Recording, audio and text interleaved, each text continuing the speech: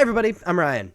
Today we're going to look at this new Cascade Beans deck and how to sideboard against the top 10 most popular decks in Modern.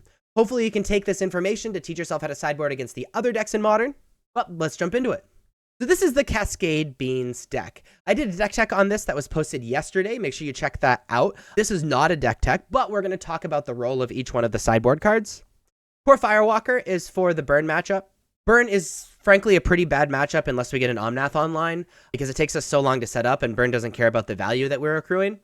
And so one way that people are attacking the meta is playing Burn because it's good against this deck, good against Scam, etc., good against Tron. So we need some answer to Burn. So playing 2 Core Firewalker is an answer to Burn. I'm playing an approach to Second Son mostly for the mirror match. Very often, especially in paper, because there are so many game actions that you take, people are often going to time and you need a way to end the game. There's not a lot of ways to interact with Approach to Second Son besides Commandeer, at least in the stock list. And even if you play this deck on Magic Online, I think Approach to the Second Son is really solid because we just answer each other's stuff forever, and having a way to actually win the game I think is very powerful. Inevitable Betrayal is an awesome card where we get to put a creature from our opponent's deck on the battlefield on our side. Really good in the mirror match, good against Omnath, good against Scam. Really anything that has juicy creatures in our opponent's deck, I think is just like kind of a free card to play. We can Cascade into it, and also we can suspend it because we have the mana for that. Commandeer has been played as a flex slot in the 4-color Rhinos deck, and I think it's even an auto-include here, where we can cast it reasonably easy with Shardless Agent, Teferi, Fire Ice, Omnath, Lorien Revealed, etc., etc. We have a lot of blue cards in our deck, and we're drawing a ton of cards. And it can kind of just end the game against a lot of decks. You can steal the One Ring against like Omnath. We can steal Rhinos. We can steal a Karn Liberated. There's a lot of really awesome things that you can be doing with Commandeer. And because we're drawing so many cards, the value that we lose is actually, I think, fine. Another major issue with this deck is, in addition to Burn, Tron is a pretty bad matchup. Tron was already a bad matchup for the Omnath deck, and I actually think Tron is even better against this Beans deck. And so having a 4 Obsidian Charma in our sideboard is pretty essential, being able to deal with the Tron Menace and hopefully killing them as fast as possible. Endurance is just graveyard hate. One kind of sketchy thing is you can Bloodbraid Elf into it if it's a deck that you don't want to be casting Endurance like immediately. Or like if it's like against Living End, you'd rather be hitting Teferi or something. And then Force of Vigor is our hate against artifacts and enchantments. Let's look at how to sideboard against the top 10 most popular decks in Modern. The most popular deck in Modern is Red-Black Scam.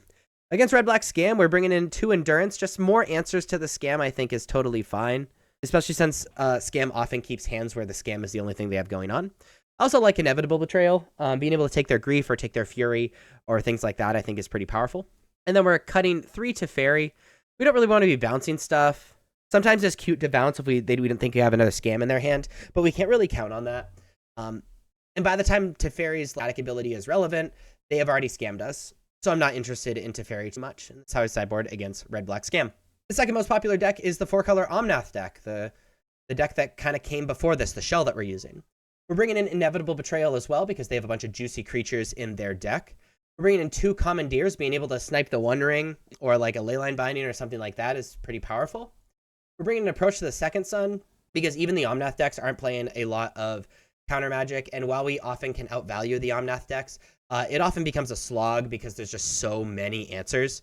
So I think Approach is pretty good even against the Omnath deck. And we're bringing in Force of Vigor.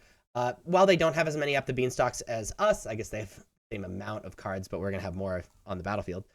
Hits up the beanstalk, hits Leyline Binding, and that is totally worth it, especially since a lot of the stuff that they're going to be Leyline Binding are things that do things when they enter the battlefield, like Omnath and Fury and Solitude, or another Leyline Binding. That being said, Teferi doesn't really do anything because everything does stuff when it enters the battlefield. We don't want to return it to their hand. Bloodbraid Elf is a really easy shave because it's kind of the worst card in our deck, maybe besides Eagles of the North, but that's a land as far as I'm concerned.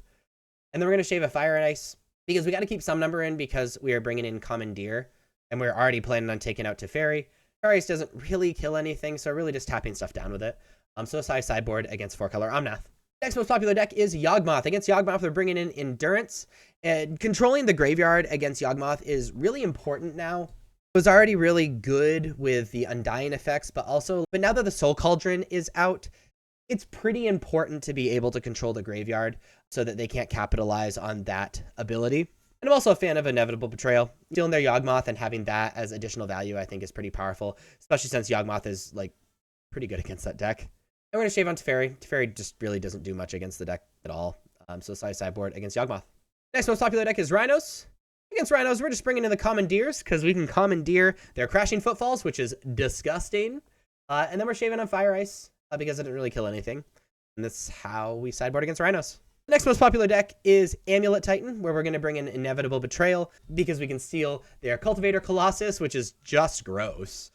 We can also steal their Primeval Titan. Bringing in Force of Vigor for the Urza Saga and Amulets and things like that. Also very good against the Dryad. And we're bringing out Fairy Time Raveler because it doesn't do anything. So sideboard against Amulet Titan. The next most popular deck is Murktide. Controlling the graveyard is super important with Endurance. You know, turning off their Murktide, making their DRCs worse, all very important. Also, flashing in and blocking DRC is hilarious. Also, Commandeer is pretty solid, being able to stop their counter magic. Because the way Commandeer resolves is Commandeer has to be on the stack when you're choosing new targets for the counterspell, so you can actually have the counterspell target Commandeer. It doesn't counter the spell, but we can change the target to Commandeer, and then it just kind of effectively counters it, effectively fizzles. Also, doing it against Expressive Iteration is very funny and very good as well. And then we're just shaving on Fire Ice. We have plenty of answers to Ragavan, so we're not worried about that. Everything else we really love in our deck for Murktide, and this is how we like sideboarding against them. Next most popular deck is Burn. We're bringing in Core Firewalker. It's the reason we're playing Core Firewalker in our sideboard. We're going to bring in 2 Endurances just as additional blockers. And then we're actually bringing in 2 Force of Vigors, mostly for Roiling Vortex because we can't Cascade or cast our Evoke Elementals when they have Roiling Vortex on the battlefield. I think all 3 is a lot, but it actually makes our sideboarding really clean because Teferi is just real bad against Burn, and Bloodbraid Elf is kind of a lot of mana for cards that don't do a lot. And so this is how you sideboard against Burn. Next most popular deck is Tron. We're bringing in our 4 Obsidian Charmaz, which is our Tron hate. Bringing in our Force of Vigors because artifacts and can hit an Urza Saga or something. And then Commandeers because a lot of their payoffs are non-creatures. You know, being able to hit like a Karn Liberated or stealing a Karn the Great Creator or anything like that I think is pretty important. We're taking out Fairy Time Raveler because it doesn't do anything. Taking out Fury because it doesn't really do anything. And then we're shaving a Fire Ice. That's how I sideboard against Tron.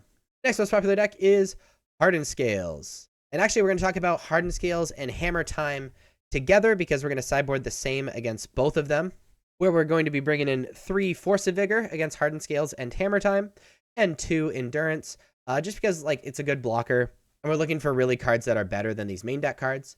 Teferi Time Raveler does effectively nothing. It's pretty good against like Shigarda's Aid, but we have so many answers to what they're doing, I'm not super worried about it. And then we're going to shave on a Bloodbraid Elf. Just Endurance is a little bit better than Bloodbraid Elf against the deck. It's cheaper, you know, can block Inkmoth Nexus, etc., etc. So this high sideboard against both Hardened Scales and Hammer Time. So that is how to sideboard against the top 10 most popular decks in Modern with this awesome new Cascade Beanstalk deck. If you like this video and want to see more videos like this, please be sure to like and subscribe. Check me out on social medias. Links are above me and in the description, especially on Discord, on Twitter, join those communities, but also on Patreon where we have written versions of these sideboard guides. I'd love to see you there. Thank you all so much for watching. I'll see you next time. Bye-bye.